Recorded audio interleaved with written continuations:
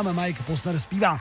Já tady mám velmi milou návštěvu u nás ve studiu Rádia Kiss Morava a tím je Vašek. Vašku, hezké dopoledne. Hezké dopoledne přeji. Ten důvod, proč je tady Vašek, je velmi zajímavý. My jsme koncem plesové sezóny rozdali na několika plesech takové speciální poukazy, které byly v podstatě zážitkovým poukazem a byly o tom, že výherce s námi tady ve studiu stráví nějaký čas a prostě podívá se, jak rádio funguje, vyzkouší si moderování. No a Vašek, já mám pocit, že je úplně poslední výherce, který se přišel zhostit své výhry. Konečně, po těch měsících jako několika. Konečně, no. Konečně. Hele, možná by se nám mohl trošku představit něco o sobě, několik málo slov. Něco o sobě málo slov, tak já se jmenuji Václav Filip. Ještě pojď trošku blíže. Ještě trošku blíže, tak. Je to výborný, výborný. Ano, já se jmenuji Václav Filip, je mi 18 let, studuju v Havířově na střední škole Dakol, kde studuju sportovního aircondičního maséra. Dobře to je dobrý, to se hodí. Jako. Věnuju se hudbě. To si mi říkal, že jsi jakoby trošku muzikant. Jaký styl máš rád? To je můj takový sen, že se tím chci živit, no. Jasně, a jaký hudební styl? Něco, nevím přímo hudební styl, já spíš hraju takovou klasiku, jako je Tomáš Klus, Krištof, něco podobného i Ed Sheeran a takovéhle věci. Čili takový, já bych to nazval takový Britpop, jo? Trošku. No, trošičku takhle, no. Kytara? Kytara, ano. Kytara. Tak pozor, máme tady nového českého Vaška Eda Sheerana, výborně. Možná mě ještě zajímá třeba, ty už jsi jmenoval některé z interpretů. Byl jsi třeba letos se podívat na Tomáše Kluse nebo na Krištofe? Letos jsem byl na Krištofech, teďka nedávno byli v Ostravě ve Vítkovici, to jsem byl na nějaké té akci, už nevím, co to bylo přesně. A na Tomášovi Klusovi jsem byl před 2 lety, no, ale teďka vlastně přestal koncertovat, tak jsem neměl tu možnost. No teďka rodí děti, nemá čas. No, rodí děti. My se teď podíváme do Francie a pak si tady Vaška trošku vyzkoušíme, aby si to tady u nás pořádně už dáme mu třeba za úkol zprávy a tak podobně. Tohle je Kiss Morava.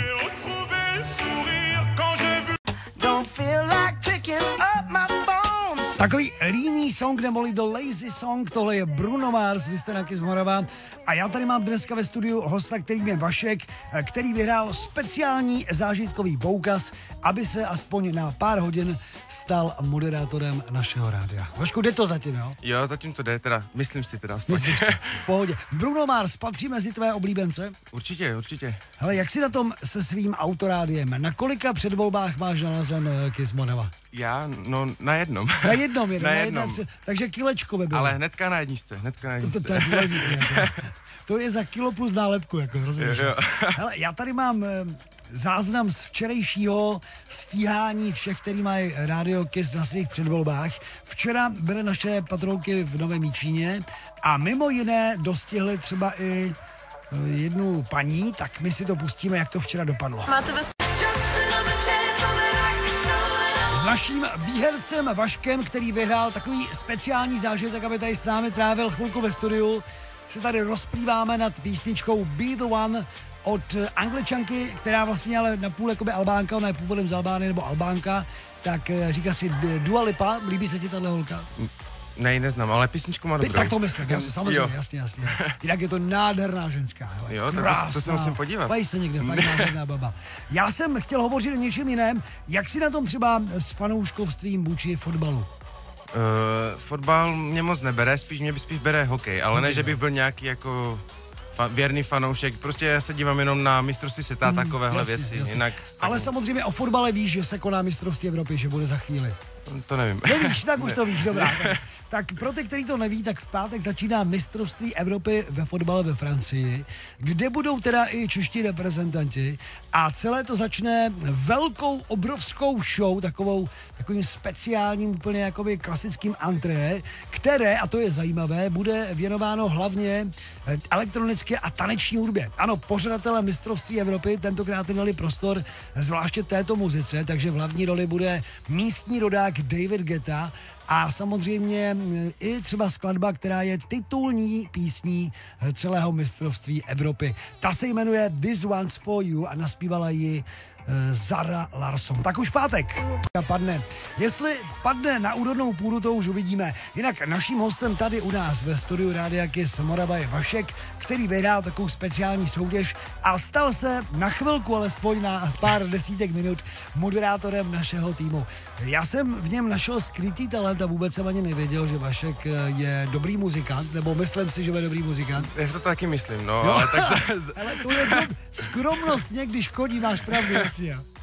Jak je to teda s tvým muzikantstvím? Už si třeba natočil aspoň nějaký single? Třeba neříkám, že bys ho vydal, ale asi natočil. Vydal jsem 10 písní, takový. Vážně? 10, ale jakoby jenom písně jakože Now to Be, vlastně Václav Filip se jmenují s někým, že tak to si najdeme, kamaráde. Ale jako zatím pozor, jako videoklipy a takové věci to ještě nemám, no, ale tak snad se zadaří, no. Jasně, někdy. Čili zatím tam máš jenom jakoby music, jo? No, zatím tam mám takový... já si tady dám YouTube, hele, to uděláme v přímém přenosu, kamaráde, to jako takhle nepůjde, jo? Tak jako kdybyste teda tam chtěl něco pustit, tak asi tak jediné, co je kvalitně nahrané, aspoň trošku, že by se to dalo pustit, bo já to dělám přes domácké studio hlavně. Počkej, já najdu Václav Filip, ale to uděláme, do toho půjdeme. Jako tak to. Je vlastně Ahoj mami, písnička, která je věnovaná mojí mamince. A ne vlastně jako všem maminkám samozřejmě, nejenom mé, ale původně je to jenom mojí mamince, no věnováno. Jasně. Tak počkej, tak já už tady hledám, hele. Tady mám Vašek Filip, Ahoj mami. Jo. Hele, tak víte co, tohle je velká premiéra Vaška, který nejenže je naším hostem tady u nás ve vysílání Rádia Kiss Morava, ale dokonce my uděláme tu věc, že zveřejníme jeho písničku a teď už bude všichni posluchači Rádia Kiss Morava ji budou hrát. Welcome to the Václav Filip.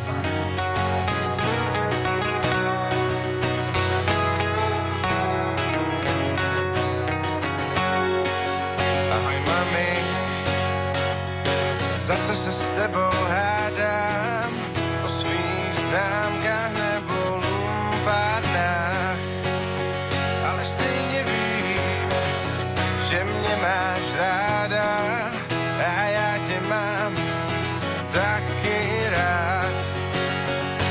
Pořád tropí mě jaký blbosti, který ti většinou lezou na nervy.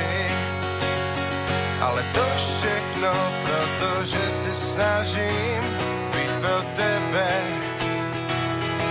dobrý syn. Tak promiň, já udělal plno hloupých věcí, kterých budu litovat.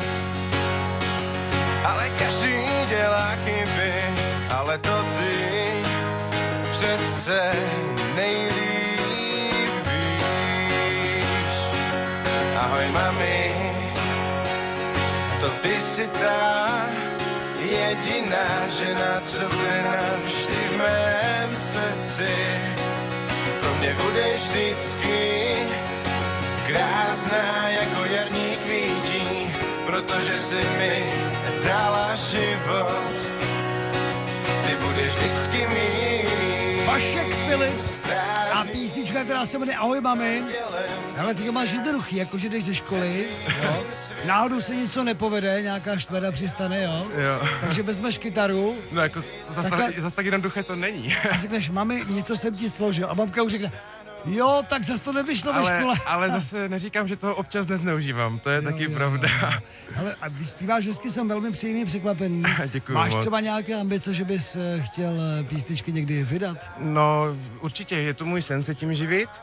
Chtěl bych udělat co nejvíc kvalitních písní samozřejmě, s mým jakoby textařem, který mi píše texty a já vlastně dělám více hudbu, ale mám i vlastní texty, tady tohle to patří hlavně mezi mé písně i s textem. Já bych ti teď pustil rád tvůj vzor, nebudeme to dávat pro srovnání, to ne. To v žádném případě to se nemůže srovnávat. To se nemůže srovnávat, to už je jiná liga úplně. Ano, když dva dělají to tež, není to vždy to tež, ale já pevně věřím a doufám, že jednou budeš stejně slavný jako tvůj vzor. Tady je. Číslo 1 s největšími hity. Kiss Morava. Potom zpívají Paul Young a Mulligan Sugar. Já tady mám Vaška, který je naším výhercem takového zážitku, aby se stal aspoň na pár desítek minut moderátorem našeho rádia. Možná otázka, taková trochu na tělo. Mluvíme o lásce, ty jsi třeba zamilovaný? Momentálně ne. Ne, já třeba permanentně, celý život. To musí být, jako rozumíš, to patří k životu, jo? Vždycky si jako najdeš asi zamilovaný, ale to nelíp, jako. Hele, co plánuješ na léto, ještě možná takhle na závěr? Na léto, tak hlavně pracovat, ať si vydělám nějaké peníze, ať můžu investovat do své muziky něco. Ty jsi říkal, že jsi v podstatě v úvozovkách profesionální masér, jo? No, v uvozovkách ještě nevystudovaný, no. Nevystudovaný profesionální masér. Víš, kolik je nevystudovaných profesionálních herců třeba, jo? A kde masíruješ, jakoby soukromě, nebo máš třeba v nějakých lázních? No, jezdím na praxi do lázní, a jezdím tam i sám jako na brigády a mám doma klientelu, jakoby udělanou takovou menší masérnu. Co já vím, tak vždycky nejvíce, co maséry trápí, tak je bolest zad, jako jejich vlastních, je tomu tak? No, mě spíš víc bolí nohy z toho stání, zada ani tak ne. Ne, zada Všichni mi se mi ptají, že prý si bolí hlavně ruce a zada, ale mě spíš více nohy, protože když celý den stojím, tak... Je to makačka, co? No, tak když vám třeba přijde 20 lidí za den, tak... Máš bude mít ruce jak vlastně jaký šampion. Hele, držím ti palce, ať už v profesionální práci, anebo ve tvé práci muzikanta. Já jednou čekám, že nám tady z vydavatelství dojde právě nějaký tvůj single. To já pevně doufám. Držíme ti palce, no a pochopitelně budeme se těšit na eventuální příští návštěvu. Já jenom zdůrazňuji, že naším hostem dneska byl Vašek, který vyhrál speciální takový zážitkový poukaz v jedné z našich soutěží, tak třeba zrovna příště to budete vy. Vašku, moc děkuju za návštěvu. Já děkuju moc taky. Jinak líbilo se? Určitě, jsem maximálně spokojený. Já ti dávám vysvědčení, že klidně bys mohl moderátorem být. Jako dá to ještě pár chvilek práce, ale to půjde. Jo, to půjde. Tak díky, tohle byl Vašek. Taky moc.